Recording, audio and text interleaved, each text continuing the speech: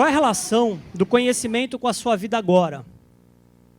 Nesse exato momento, com a sua vida pessoal, profissional, saúde, amor. Se está bem ou se não está bem. E quando a gente fala conhecimento, eu estou me referindo a todo tipo de conhecimento. O formal, que é muito importante, mas também o informal. Aquele da vida, aquele que passa de geração em geração.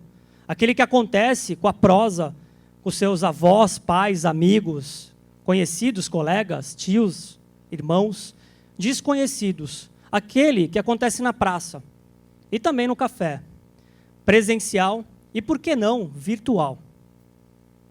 O conhecimento está acessível a todos vocês, está na palma da tua mão, no teu smartphone. Mas por que é tão difícil o processo de aquisição de conhecimento? Em outras palavras, por que é tão difícil estudar e tão doloroso? A gente está na era do conhecimento. A gente também está na era do conhecimento do cérebro. Mas eu vou falar disso daqui a pouquinho. Antes eu quero contar uma história que me impactou muito, eu tenho certeza que vai impactar todos vocês. É a história de um adolescente. Ele trabalhava num posto de gasolina. Como era o mais novo entre os frentistas, ele era frentista, ele chegava muito cedo, abria o posto e fazia todas as tarefas que um frentista faz. Mas teve um dia que aconteceu algo que mudou significativamente a vida desse adolescente. Ele abriu o posto às 5h30 da manhã, e como de costume, nesse horário, passava um senhor, todos os dias por ali a caminho da padaria, para buscar o seu pãozinho. Gostava de tomar o café da manhã com o seu pãozinho bem quentinho. Esse senhor, sorridente, muito educado, muito observador e muito educado, ele voltou, passou perto do adolescente e falou para ele: eu vejo que você sempre está atendendo muito bem seus clientes, sempre sorridente, muito gentil, com uma boa energia. Parece que você não tem medo do trabalho. E isso é ótimo, o trabalho dignifica, o trabalho te traz significado, ele é importantíssimo para a vida. Mas, se for aliado ao conhecimento, vai fazer com que você evolua. E quando eu falo conhecimento, eu estou falando de colocar o conhecimento em ação. Eu quero te dar algumas recomendações, se você permite. E o adolescente, lógico, ganhando isso de graça, deixou ele falar. Ele falou assim: leia o máximo que puder. Em todas as oportunidades que tiver, fale com todas as pessoas. Aprenda. Seja curioso e entenda que o erro de errar vai fazer parte desse processo. Negocie com o seu erro, torne o seu erro seu melhor amigo. E mais duas coisas importantes. A primeira é: o mundo é de quem faz, não de quem diz que vai fazer. E a segunda é: nunca esqueça desses recados que eu te dei. O adolescente foi embora, ficou com isso na cabeça, e a partir daquele momento, ele mudou completamente. Ele se tornou um executivo de uma empresa, um professor e um palestrante.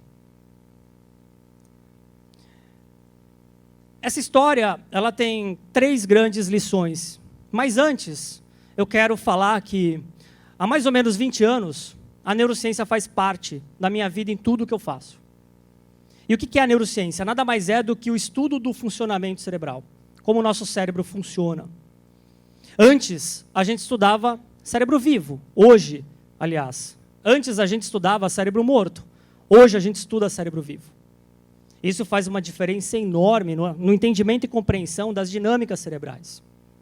Eu sou o meu cérebro. Eu sempre falo, nós somos os nossos cérebros, portanto não é desejável conhecê-los, é fundamental.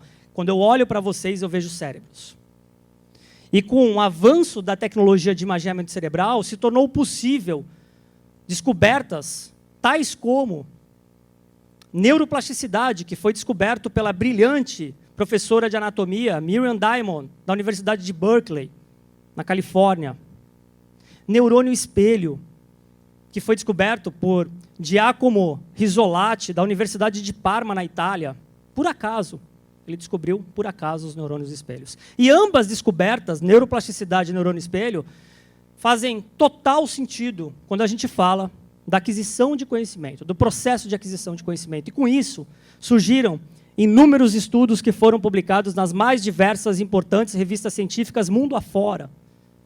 Entre elas, um estudo que eu gosto muito e me baseio muito nele, chamado Brain-Based Learning, que nada mais é do que a base do aprendizado do ponto de vista cerebral. A partir desse momento, ficou muito claro o que é o processo de aquisição de conhecimento, o processo de retenção de conhecimento e o processo de colocar ele em prática, ou seja, a aplicação do conhecimento. Toda essa história tem 3 grandes lições, eu quero compartilhar com vocês exatamente agora. A primeira é que o conhecimento é sua maior vantagem competitiva. E como acontece o conhecimento? O cérebro, embora tenha sua grande complexidade, é simples de entender um processo dele. Ele recebe informações do meio que está à nossa volta, e internamente, do meio interno do seu corpo. Ele processa essas informações e reage a elas. É isso que o cérebro faz. Portanto, o meio é um protagonista enorme do processo de aprendizagem, no processo de aquisição de conhecimento. Se ele crie o meio para isso. Como? Primeira coisa, livre-se de estímulos externos quando você estiver no ambiente de aprendizado, porque eles vão roubar a tua atenção, o teu sistema atencional. E a atenção é precursor do foco, que é precursor do aprendizado. A segunda interaja com o objeto de estudo. Faça anotações, esquemas, fluxograma, mapa mental, grave vídeos da própria objeto de estudo que você teve, grave áudios. A segunda lição é que aprendemos a aprender errado. A gente aprende fazendo, errando e repetindo, exatamente assim, fazendo, errando e repetindo. Na medida que você erra, você vai repetir, você vai errar menos, até a hora que a proficiência, o fazer, se torna num grau de excelência altíssimo. E quando a gente fala isso, sempre me remete a uma frase: a melhor forma de aprender é ensinando. Então, você acabou de ler um livro, dê uma aula sobre ele. Não dá mais para a gente não construir o hábito do aprendizado constante nas nossas vidas, pela exigência do mundo e desse futuro que já chegou, com alta complexidade. E quando eu falo hábito, eu falo e me lembro de uma coisa muito simples, também do ponto de vista cerebral. Nós somos seres de hábitos. Os nossos hábitos se transformam em nossos comportamentos, e os nossos comportamentos nos definem como pessoa. Portanto, tenha claro, amplie sua consciência com relação aos hábitos. Que hábitos você tem que são nocivos ou ruins? Quais os hábitos que são bons? E quais os hábitos que você ainda não tem, mas que vão potencializar os hábitos bons? Coloque numa folha, e a responsabilidade é sua de gerenciar esses hábitos. A última e terceira lição é que a nossa emoção potencializa ou elimina qualquer competência. Mas antes eu preciso falar o que é competência, conhecida pela sigla CHA, CHA. Conhecimento, ou seja, eu sei, é o saber, habilidade, que é o fazer, e o A de atitude, de atitudinal, de motivacional, é o querer. Em outras palavras, é querer fazer o saber. Só que quando a gente lança um olhar da neurociência, entra um outro ponto que é o determinante do conhecimento e vai fazer com que ele se potencialize ou não, diante das competências que a gente pode chamar de hard skills ou soft skills, competências de ordem técnicas ou comportamentais, que é o E. Pequena letra, mas com uma grandeza enorme. O E de emocionalidade. Porque nós somos seres emocionais.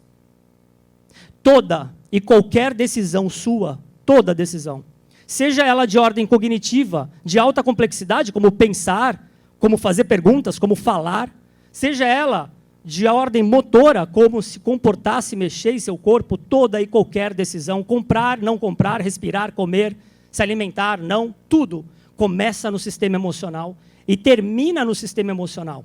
A gente também chama ele de sistema límbico. E seria impossível a gente falar de emoção se a gente não falar do Antônio Damasio, que, aliás, tem um TED que eu recomendo que todos vocês assistam. A emoção, portanto, é o pai e a mãe de qualquer competência. Tenha muito claro a tua gestão emocional. O meu papel é fazer com que pessoas performem melhor, pessoas se tornem melhores pessoas. E para isso, se você quer performar melhor, é importante você entender que não existe o teu cérebro pessoal e profissional? Existe o teu cérebro. Não dá para dividir. Sendo assim, não vai existir performance na vida profissional se não existir performance na vida pessoal e vice-versa. A gente é um ser integrado. Quer performar mais e melhor e ser mais eficiente do ponto de vista cerebral? Cuide do seu sono. Cuide da sua alimentação do ponto de vista nutricional. Cuide da sua atividade física. Tem que ser regular. Cuide do seu aprendizado. Tem que aprender sempre. E cuide da sua respiração. Quer mais eficiência? Leia todos os dias. Isso é inegociável comigo. Jogue xadrez. Não sabe? Aprenda. E por fim, tenha muito claro a tua jornada de conhecimento num campo visual. Escreva tudo e olhe todos os dias. Para te incomodar. Você tem que atingir esse conhecimento. A tua jornada é uma responsabilidade sua. Dizem que a gente tem 2 datas de nascimento. Uma biológica, outra quando a gente lança um olhar inteligente sobre nós mesmos, livres de autossabotagem. Eu fiz isso. Quando eu lancei um olhar sobre mim mesmo, livre de autossabotagem, e deixei de ser aquele adolescente frentista e me tornei quem eu sou hoje. Um executivo, um professor e um palestrante. E tudo começou com um senhor que estava vindo da padaria com o seu pãozinho, me chamou para falar que o poder do conhecimento é transformador. Eu tenho que ir. Sabe por quê? Porque o meu pãozinho está esfriando.